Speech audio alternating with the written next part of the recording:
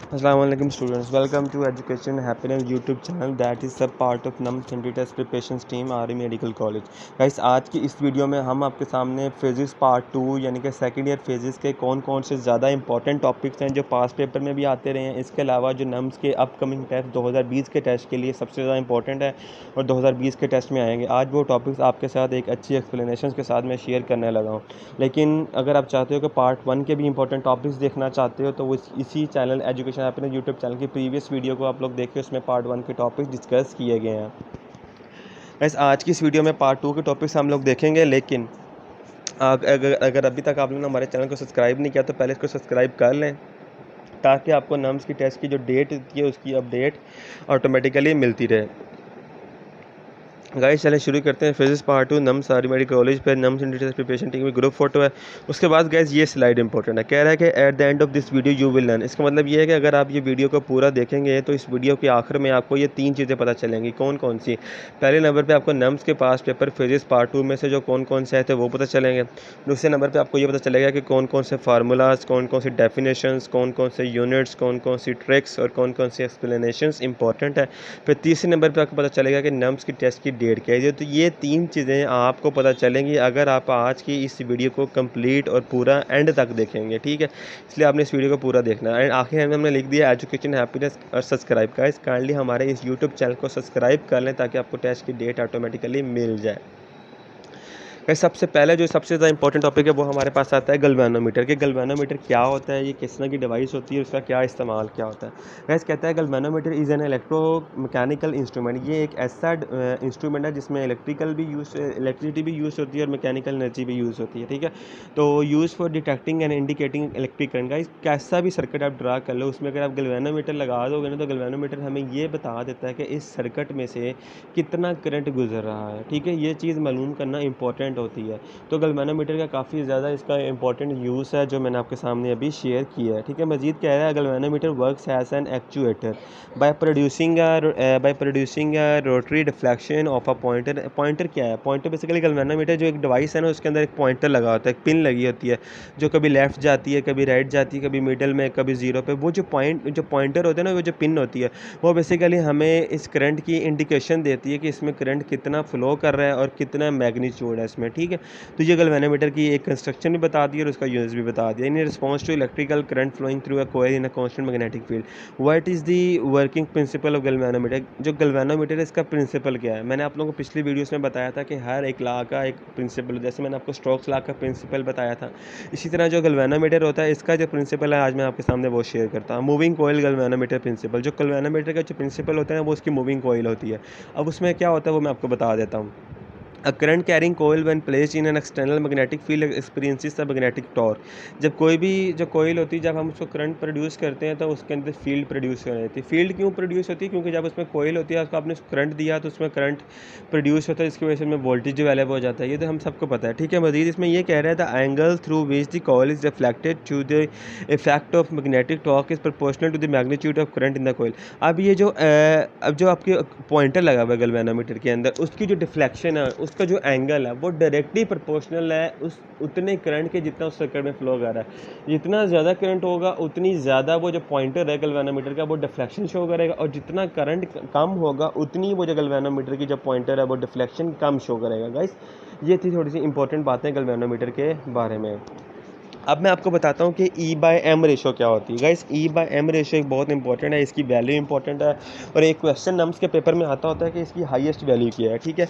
तो highest value भी मैं आपको बता देता हूँ, इसकी जो इंपॉर्टेंट बात है इसके बारे में वो भी मैं आपके सामने यहाँ शेयर कर देता हूँ कि E/M रेशो बेसिकली क्या होता है। Guys E/M ratio the ratio of the charge of an electron to the mass of an electron. The currently expected value for the E/M is 1.75 8820 × 10⁻11 coulomb per kg। Guys E/M की value आप लोग याद कर लो, ज़बानी ये paper में question आ सकता है कि इसकी जो वैल्यू होती है वो होती है 1.75 8820 × 10⁻11 कूलम पर kg इसकी वैल्यू है।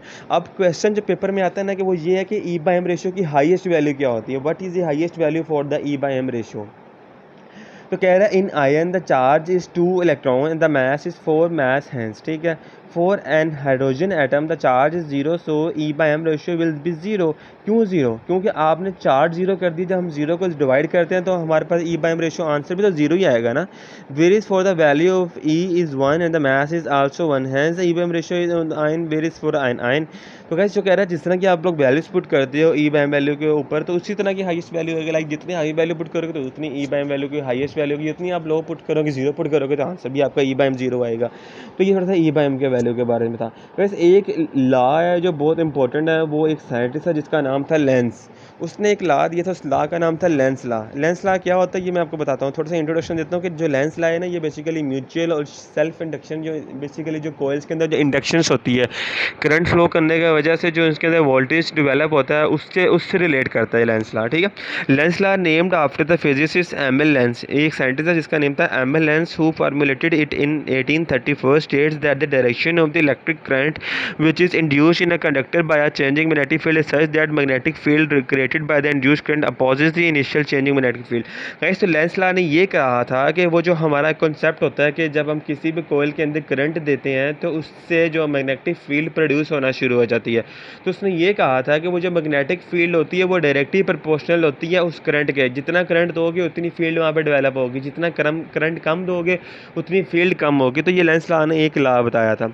आप कहते हैं कि जो लेंस लॉ ये इतना इंपॉर्टेंट क्यों है, क्यों ये टॉपिक बार बार नम्स और यूनिवर्सिटी ऑफ हेल्थ साइंसेज और आर्मी मेडिकल कॉलेज के एंट्री टेस्ट में दिया जाता है।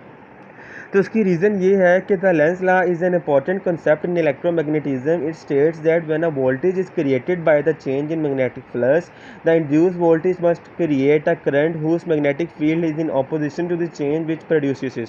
ठीक है गाइस, तो लेंस लॉ ने इसलिए इंपॉर्टेंट है क्योंकि उसने एक इंपॉर्टेंट बात बताई थी जो मैंने आखिरी लाइन में लिखी है। उसने ये कहा था कि जो इंड्यूस्ड वोल्टेज होता है, ठीक है, वो ऐसा करंट क्रिएट करता है जो मैग्नेटिक फील्ड को अपोज करता है जब हम उस करंट की डायरेक्शन को चेंज करते हैं। ये तो सबको पता है, करंट फ्लो कर रहा है कोयल के अंदर तो उससे मैग्नेटिक फील्ड प्रोड्यूस होती है। अगर आप उस करंट की डायरेक्शन को चेंज कर देते हो तो वो डेफिनेटली वो जो करंट है ना फिर उसी मैग्नेटिक फील्ड को अपोज नहीं करेगा। तो ये चीज़ें लेंस लॉ ने बताई थी, इसलिए इंपॉर्टेंट है, इसीलिए नम्स और यूएचएस के टेस्ट में ये चीज़ बार बार हम लोगों से पूछी जाती है। ठीक है गाइस, अब मैं आपको बताता हूँ कि फिज़िक्स में जो इलेक्ट्रिसिटी का जो पोर्शन है फिज़िक्स पार्ट 2 में, उसके अंदर कुछ बैंड्स यूज़ होते हैं। आप लोगों ने पढ़ा होगा वैलेंस बैंड, कंडक्शन बैंड। वो जो बैंड्स हैं वो बेसिकली क्या होता है वो आपको मैं बताता हूँ। देखिए, कह रहा था valence band and conduction bands are the bands closest to the Fermi level and thus determine the electrical conductivity of the solids.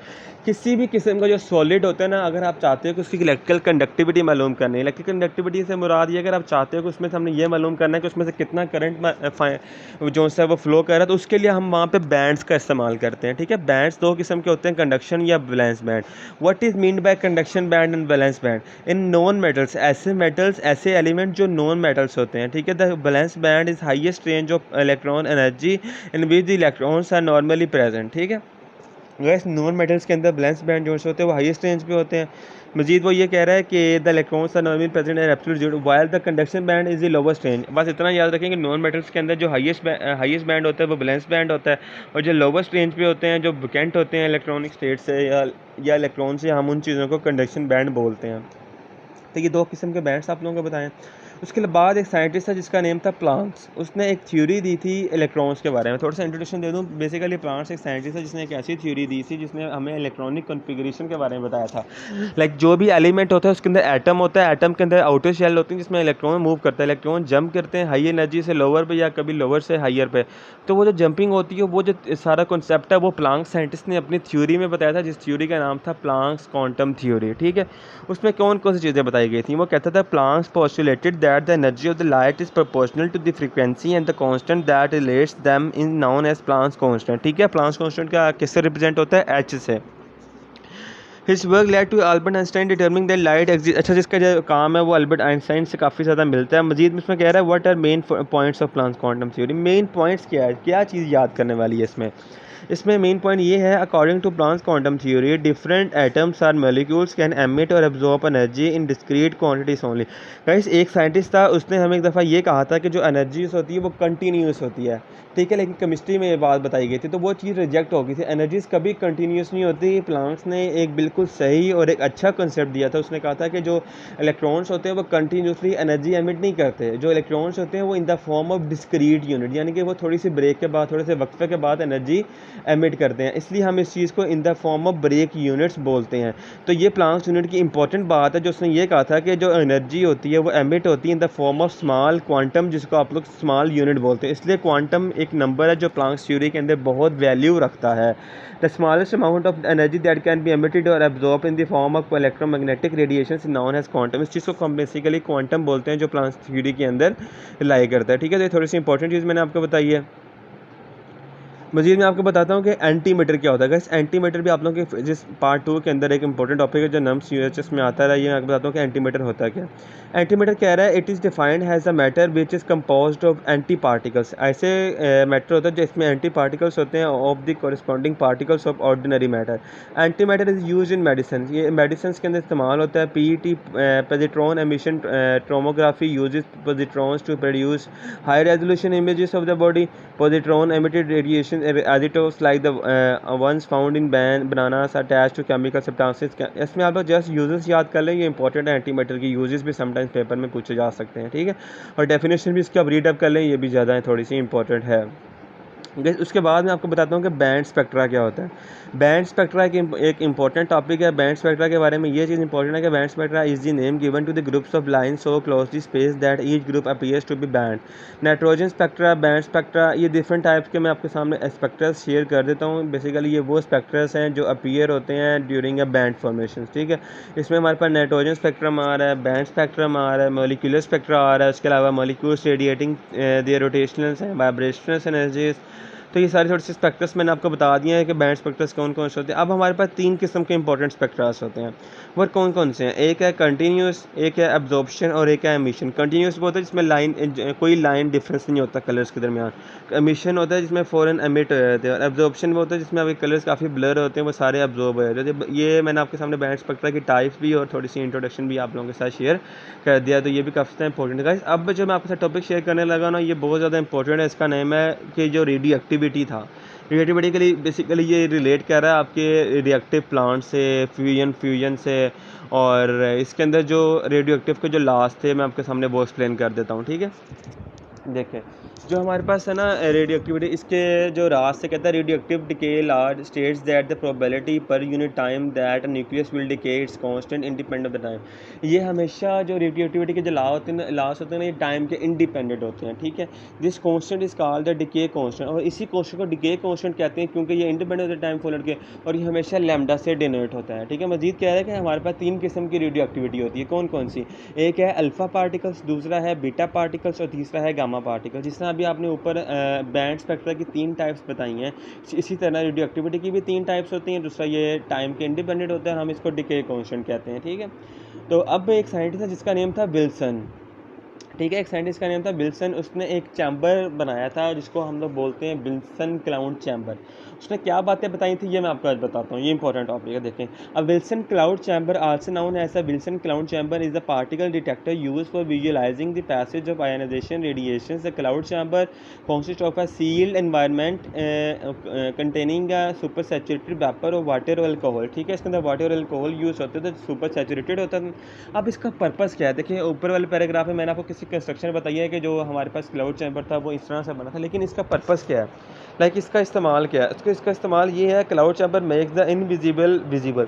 Cloud chamber का जो मकसद ये था कि जो ऐसी रेज, ऐसी चीज़ें जो हमें नज़र नहीं आती थी, जो इनविजिबल होती थी, उनको विजिबल बनाता है, वो हमें नज़र आना शुरू हो जाती हैं, ठीक है। मजीद कह रहा है allowing us to see delicate wispy proof that there are tiny particles who story stars in the outer space shooting through all of us every minute of every day. तो क्लाउड चैम्बर की ये बहुत ज़्यादा important एक advantage था कि उससे हमें ये पता चल गया था कि किस तरह से हम लोग इनविजिबल चीज़ों को विजिबल बना सकते हैं। और उस क्लाउड चैम्बर के अंदर किस तरह का लाइक कंस्ट्रक्शन थी, लाइक सील्ड इन्वायरमेंट उसमें यूज़ किया गया था, जिसमें हम लोग ने वेपर्स यूज़ किए थे, सुपर सैचुरेटेड वेपर्स और वाटर अल्कोहल यूज़ करके हम लोगों ने एक ऐसा चैम्बर बनाया था जिससे हम लोग इनविजिबल को विजिबल बना सकते थे। इस चीज़ को हम लोग बोलते हैं विल्सन क्लाउड चैम्बर, ठीक है। तो ये काफ़ी ज़्यादा इंपॉर्टेंट स्लाइड थी। वैसे अब मज़ीद मैं आपको बताता हूँ कि आइज़ोबर्ट्स और आइज़ोटोन्स क्या होता है। ये चीज़ें नम्स आर्मी मेडिकल कॉलेज के पास पेपर में आती रही है। 2020 के लिए भी नम्स टेस्ट 2020 के लिए भी इंपॉर्टेंट है और यूएचएस के टेस्ट के लिए भी इंपॉर्टेंट और ईटा के लिए भी इंपॉर्टेंट है, ठीक है। इसमें क्या था, आइज़ोबर्ट्स और आइज़ोटोन्स के अंदर मैं आपको बताता हूँ। Isobars are the atoms of different elements which have the same mass number but different atomic numbers, ठीक है। ये आइज़ोबर्ट्स जो से होते हैं इनकी पहचान ये होती है कि इनका मैस नंबर जो से होता है वो सेम होता है, लेकिन उनका जो एटॉमिक नंबर्स होता है वो डिफरेंट होता है। तो ये आइज़ोबर्ट्स की डेफिनेशन आप लोग कर लें। मज़ीद कह रहा है this have different numbers of protons, उनके जो प्रोटॉन्स होते हैं उनके डिफरेंट नंबर्स होते हैं, फिर इलेक्ट्रॉन्स भी उनके डिफरेंट होते हैं और साथ साथ उनके न्यूट्रॉन्स भी डिफरेंट होते हैं। मज़ीद कह रहा है isotones are the nucleus which have the same number of neutrons. जो आइज़ोटोन्स होती हैं उसकी पहचान ये होता है कि उसमें जो न्यूट्रॉन्स होते हैं वो सेम नंबर होते हैं, लेकिन जो आइज़ोबर्ट्स होते हैं उनका जो एलिमेंट्स होते हैं वो डिफरेंट होते हैं, लेकिन उनका मैस नंबर जो होता है वो सेम होता है। तो आइज़ोटोन्स में क्या होता है, आइज़ोटोन्स में न्यूट्रॉन सेम होता है और आइज़ोबर्ट्स में मैस नंबर सेम होता है। तो ये दोनों की सिमिलरिटीज़ है एक तो। मज़ीद मैं आपको बताता हूँ कि जो आइज़ोटोप्स होते हैं, what are isotopes, isobars and isotones, give one example. इन तीनों की एग्जांपल्स मैं आपके सामने शेयर करता हूँ, ठीक है। देखिए हमारे पास एग्जांपल ये है कि the proton number of an atom determines the type of it element. जो किसी भी एलिमेंट का जो प्रोटॉन नंबर होता है ना, वो हमें बताता है कि एलिमेंट किस तरह का है, किस टाइप का है। तो इसलिए प्रोटॉन नंबर जो होता है वो काफ़ी ज़्यादा इंपॉर्टेंट होता है। इसमें हम लोग बेसिकली एलिमेंट का जो उसका जो बेसिकली आप ये कह लें कि टाइप जो होती है एलिमेंट की वो प्रोटॉन नंबर हमें एक्सप्लेन करता है। For example the proton number G11 is for the element sodium while G12 is for magnesium. Like अगर आप कह लो जो 11 है वो सोडियम के लिए है, जो एटॉमिक नंबर Z हमारे पास 12 है वो मैग्नीशियम के लिए। For all items the same element contain the same number of proton. तो अब जितने भी एलिमेंट्स ले लो जो सेम एलिमेंट्स हैं तो वो तो of course definitely common sense की बात है कि उनके अंदर प्रोटॉन्स जो होंगे वो भी सेम नंबर के प्रोटॉन्स होंगे। तो ये थोड़ी सी इंपॉर्टेंट चीज़ें हैं जो आइज़ोबर्ट्स, आइज़ोटोन्स के अंदर और आइज़ोटॉप्स के अंदर बताई जाती हैं, इसलिए आप इन स्लाइड्स को बार बार देख लें ताकि आपको ये चीज़ की अच्छे से समझ में आ जाए। गाइस उसके बाद एक इंपॉर्टेंट टॉपिक है वो है रेडियोग्राफी। गाइस रेडियोग्राफी एक बहुत ज़्यादा इंपॉर्टेंट टॉपिक है, लास्ट टॉपिक है, लेकिन ये काफ़ी ज़्यादा इंपॉर्टेंट है। ये स्पेशली जो एमएलटी मेडिकल लैब टेक्नोलॉजी और मेडिकल इमेजिंग टेक्नोलॉजी है उन दोनों फील्ड से रिलेटेड टॉपिक है, इसलिए इस टॉपिक से काफ़ी सारे क्वेश्चन नम्स और यूएचएस में आते हैं। ये मैं आज आपके सामने एक्सप्लेन कर देता हूँ। देखें रेडियोग्राफी कह रहा है is an imaging technique using X rays. ये एक ऐसी टेक्निक है जो एक्सरे का इस्तेमाल करती है, गैमा रेस लेती है और similar ionizing radiations and non ionizing radiations to view the internal form of an object. Radiography जो है बेसिकली एक ऐसा प्रोसेस होता है जिससे हम किसी भी ऑब्जेक्ट का इंटरनल व्यू उसका ले सकते हैं by using ionising radiations and non ionizing radiations. तो इस तरह की रेडिएशन इस्तेमाल करके रेडियोग्राफी के अंदर हम किसी भी चीज़ का इंटरनल व्यू जो है वो हासिल कर सकते हैं। मजीद आखिरी 3 लाइनों में वो ये कह रहा है application for radiography include medical radiography. इसमें मेडिकल रेडियोग्राफी होती है, इसमें हम डायग्नोस्टिक एंड थेरेप्यूटिक करते हैं, या इंडस्ट्रियल रेडियोग्राफी। इसमें ये तो बेसिकली ये कह रहा है किसी भी चीज़ की डायग्नोस्टिक, लाइक अगर आपकी स्पाइन में कोई इंजरी आ जाती है, कोई ब्रेकेज आ जाता है, कोई बोन ब्रेकेज होती है, तो वो हम रेडियोग्राफी में जो आयनाइजेशन रेडिएशन यूज़ करते हैं वो हमें इसका इंटरनल व्यू, बॉडीज़ के इंटरनल व्यू रेडियोग्राफी के थ्रू हम लोग हासिल कर सकते हैं, जिसको आप लोग एक्सरेस बोलते हो, ठीक है। मजीद कह रहा है कि जो रेडियोग्राफी होती है इसकी टाइप्स किस किस तरह की होती है, यानी किस तरह की टाइप्स होती हैं रेडियोग्राफी की। रेडियोग्राफी की मैं एक चीज़ बता दूँ, इंटरेस्टिंग चीज़ है, स्लाइड्स में देखिए मैं आपको बता दूँ रेडियोग्राफी के इसके एडवांटेजेस भी हैं लेकिन डिसएडवांटेज भी हैं। डिसएडवांटेज ये है कि आप लोगों के अंदर ये काफ़ी अच्छे सेल्स को डिस्ट्रॉय भी कर सकता है, ठीक है। इतनी बार बार रेडियोग्राफी कराना अच्छी चीज़ नहीं होती। तो मजीद कह रहा है रेडियोग्राफी की टाइप्स कौन कौन सी है। हमारे पास सबसे पहले है सीटी। सीटी क्या होता है, computerized tomography, also known as computerized axial tomography, जिसको हम सीटी स्कैन बोलते हैं, ठीक है। Including CT angiography. मजीद कह रहा है फ्लोरोस्कोपी, जो सारी मेडिकल प्रोसेसेस हैं, ठीक है, जो हम लोग रेडियोग्राफी के थ्रू करते हैं, ठीक है।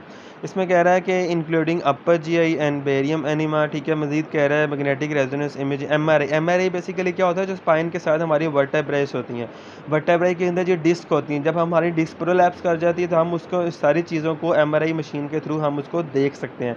इसलिए रेडियोग्राफी एक बहुत ज़्यादा इंपॉर्टेंट टेक्नीक है। मज़ीद कह रहा है magnetic resonance angiography, MRI, CT scan, CAT, CT angiography, fluoroscopy, ये सारी रेडियोग्राफी के अंदर फॉल डाउन करती है। मेडिकल के लिए बहुत ज़्यादा इंपॉर्टेंट टॉपिक है, इसीलिए नम्स के अंदर टॉपिक पूछे जाते हैं। वैसे तो ये वीडियो आज यहाँ पे एंड होती है, लेकिन मैं आपको छोटा सा नोट बता दूँ, जितने भी टॉपिक्स आपको बताए नम्स यूएचएस में बहुत बार ये टॉपिक्स आते हैं, इसलिए आपने इस वीडियो को बार बार देखना है ताकि आपको इन चीज़ों की समझ में आए। थैंक यू गाइस, हमारे चैनल को ज़रूर सब्सक्राइब करें, इस वीडियो को लाइक करें और शेयर करें। अल्लाह हाफिज़ एवरीवन।